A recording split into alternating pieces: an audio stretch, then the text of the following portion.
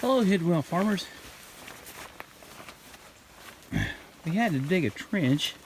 I know you saw a little bit of that. We put in some gateways, dug a curtain drain up through there. I know what you're thinking. It's a muddy mess. You can trust me, it was already a muddy mess before we dug this trench. But in record rain years, I mean, it just wasn't any choice. We just couldn't get all of the water out of the rabbit tree like we wanted. It just stayed, especially on this one side here and on the end, it just, I mean, it runs like a river down through there. And so we had to redirect that water. So we cut a trench all the way around the barn. And cutting that trench seems to have worked wonders, because I mean, it really has. Even though it rained today, this morning, and all day yesterday, we got like another inch of rain. The barn is much drier. And of course, we put the slats on the roof as well. You know, we're working on that rabbit barn, and it's getting better all the time. We've got some rabbits that are nesting now, and I'm so thankful for that. So we're going to have a lot more babies. We've got like 6 or 7 baby rabbits right now that just gave birth, but we got several that are getting ready to take off. But I did April 1st, April Fool's Day. Man, I kept waking up thinking maybe the day was just an April Fool's Day. But it was a day. And I thought it might be appropriate to tell you a veterinary story on my friend Brian Steely. Now, Dr. Brian Steely and I went to school together. We went to high school together. We played in band together.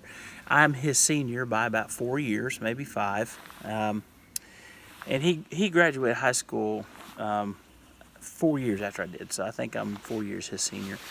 And we played football a little bit together. But I don't know.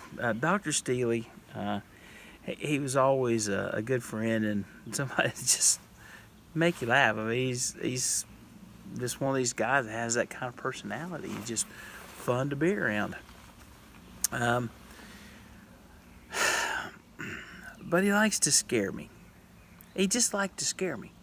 When he was working for me, not as a veterinarian, but as a veterinary tech before he went to vet school, I would come out of the bathroom and he'd be hiding in the closet. He'd jump out and scare me. I would be putting a dog, in the back cage. He'd be in a blanket in the cage. I'd put it in there. He'd jump out and scare me. I'd walk by. He would tuck himself in a cage and reach out and grab me. And I mean, I don't know how many pairs of underwear I soiled because of Dr. Steely. And I kept telling him, dude, you've got to stop. But it's hard to tell somebody to stop doing something and take you serious, because I don't take myself serious. And so even though it would make me mad and furious, I'd laugh about it in a few minutes. I'd get over myself. And it's funny, but it's also extremely annoying.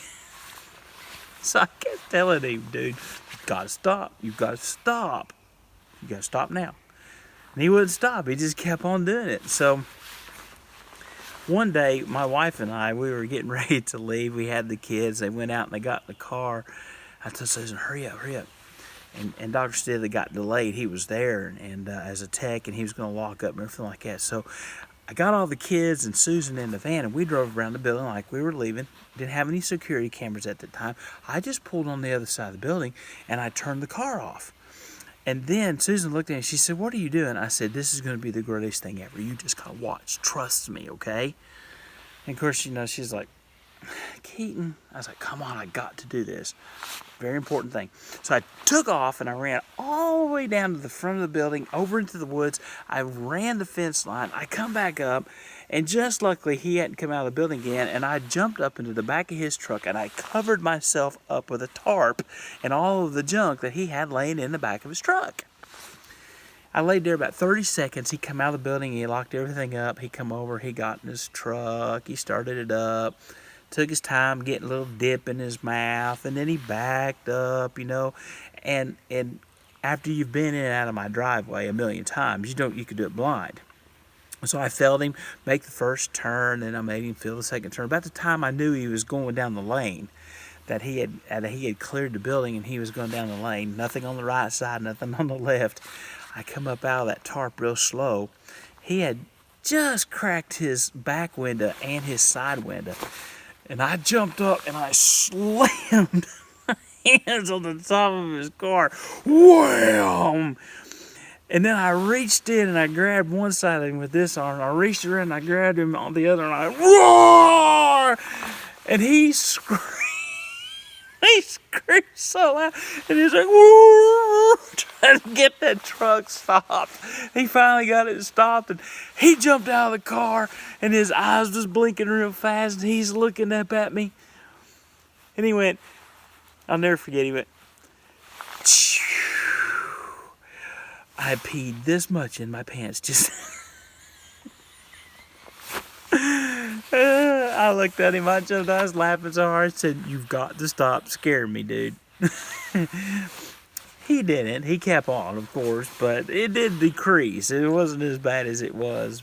But that was Dr. Steely, and I think that was an appropriate joke for an April Fool's story from Hidden Well Farms. Y'all have a blessed day.